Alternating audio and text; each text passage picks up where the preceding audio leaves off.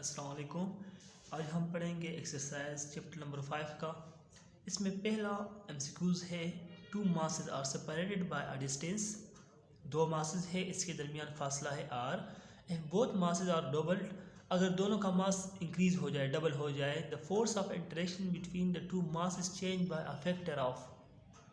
अगर दोनों का मास ज़्यादा हो जाए तो मास ज़्यादा होने से इसका जो फोर्स होगा, ग्रेविटेशनल फोर्स, वो कितना होगा, वो ज़्यादा होगा या कम होगा। देखिए ग्रेविटेशन का जो इक्वेशन था F=G(m1m2) divided by r square, अगर हम m1 की जगह पुट करें 2m, मतलब 2 टाइम ये ज़्यादा हुआ, m2 भी इंक्रीज़ हुआ 2 टाइम, तो 2 2 ज़ार 4, तो फोर्स कितना इंक्रीज़ होगा, 4 टाइम। तो इसका सही ऑप्शन है ऑप्शन नंबर बी।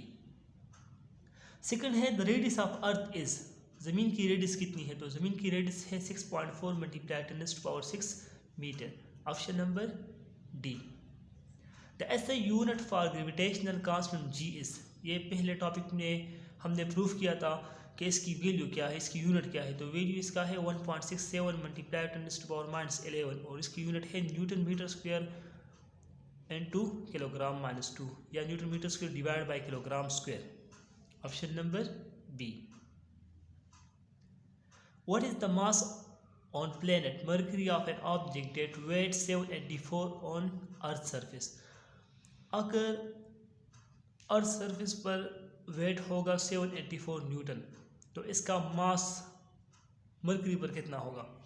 देखिए वेट और मास में होता है फ़र्क, ये मुख्तलिफ चीज़ें हैं। इसका फार्मूला है W=mg। पहले हमने इस वेट को कन्वर्ट करना है मास में, कि इसका मास कितना है।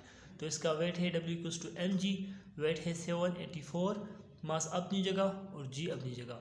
हमने मास मालूम करना है तो g नीचे आएगा, डिवाइड, तो 784 डिवाइडेड बाय g, इससे आंसर आता है 80 किलोग्राम। तो अगर इसका मास ज़मीन पर 80 किलोग्राम होगा तो मरकरी पर भी इसका मास होगा 80 किलोग्राम, क्योंकि मास में कभी इंक्रीज़ नहीं आती, मास होता है कांस्टेंट।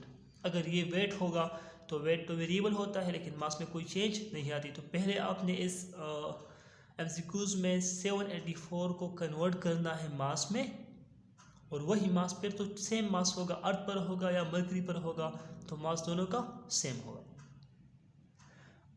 एमसीक्यूज़ नंबर 5 में मालूम करना है ऑर्बिटल स्पीड, जो आपके कोर्स में इंक्लूड नहीं था, इसलिए आप इसको ना करें। एमसीक्यूज़ नंबर 6 में है, the value of ji at the surface of the moon.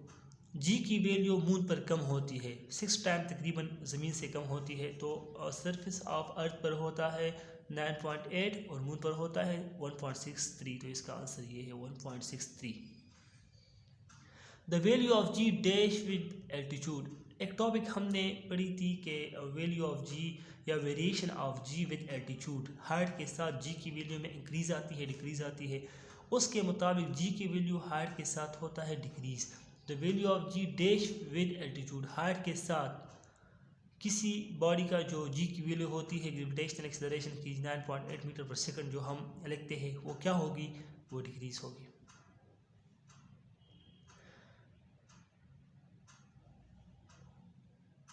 तो जी की वैल्यू क्या होती है, the value of ji dash with altitude, G की वैल्यू हाइट के साथ होगी decrease. When a body is move from sea level to the top of mountain, अगर किसी बॉडी को हम सी लेवल से ले जाए माउंटेन पर, there is change in body. देखिए मास में कभी चेंज नहीं आती, इस क्या चेंज होगा उसका, तो इस बॉडी का वेट चेंज होगा।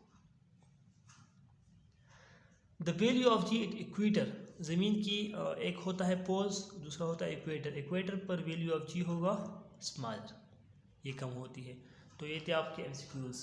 इसके साथ आज हम पढ़ेंगे दूसरा टॉपिक, इसका है एमसीक्यूज़ तो कंप्लीट हुए, लेकिन हम इसके साथ पढ़ेंगे न्यूमेरिकल। न्यूमेरिकल आपके कोर्स में सिर्फ 2 न्यूमेरिकल्स इंक्लूड है, क्योंकि बाकी टॉपिक कोर्स में इंक्लूड थे नहीं, इसलिए हम सिर्फ 2 न्यूमेरिकल्स पढ़ेंगे।